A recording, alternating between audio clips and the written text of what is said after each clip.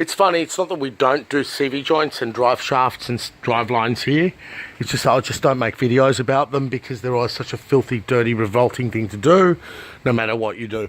Now, when you least expect it, but always, nearly always on the earlier Mazdas and stuff, you're going to get drive shaft seized up in the hub. That's not what this is about. This is about drive shafts being seized up on the clip. You can see this clip's already expanded too far. Usually it's the reconditioning people that fuck it, but it's not here. It's Renault or whoever's had a hand in this Dualis. So when installing it, remember to keep it down like that and install this upwards, right, into the car. This, I'm not bothering to release this from the hub. I'm over it. But the seals have been replaced. Morning.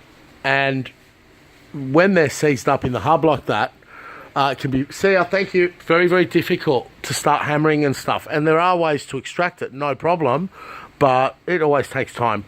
So over here, it was seized up in this cage. And refer to the previous video where I had to remove the cage. You do not need to remove the cage to do the gearbox, but it was to the point I just could not get the freaking thing out.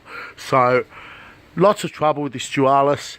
Over here, the drive shaft people attempted to undo it. They said, well, you don't know how to do it, we'll undo it. Well, they didn't undo anything, right?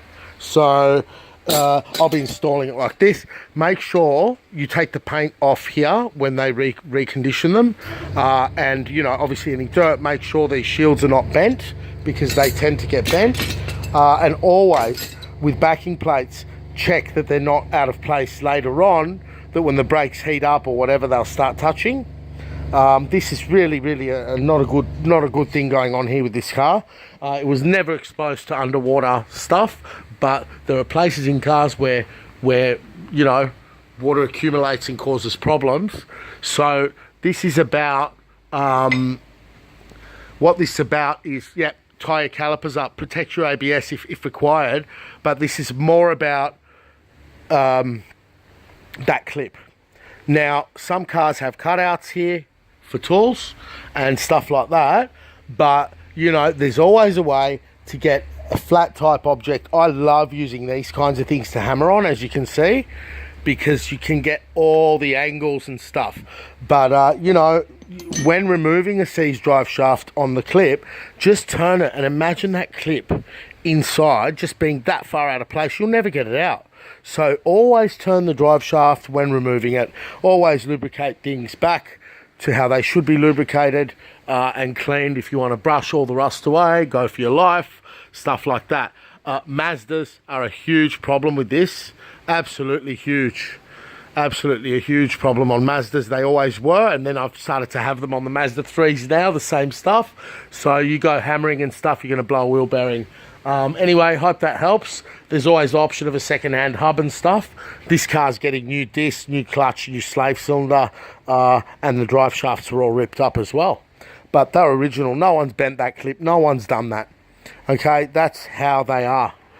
Okay, this doesn't have a clip because it holds by virtue of the cage. So this is where it was seized up severely. Nothing I did could get it out. Anyway, by having a cage, it gives the car equal length drive shafts. But really, just buy a Subaru XV and be done with it. This thing's a vile, disgusting, revolting car. And by the way, do not buy a used Nissan Dualis manual or one at all. Refer to previous videos regarding subframe destruction of the rubbers and all the other grievances with the car. It's not a bad car, but for whatever percentage Renault put their hand in it, it's caused the car to become a very bad car because of the certain inputs that Renault had into this model. I know it looks great. It's not great. Neither is the X-Trail. Beware and do not buy.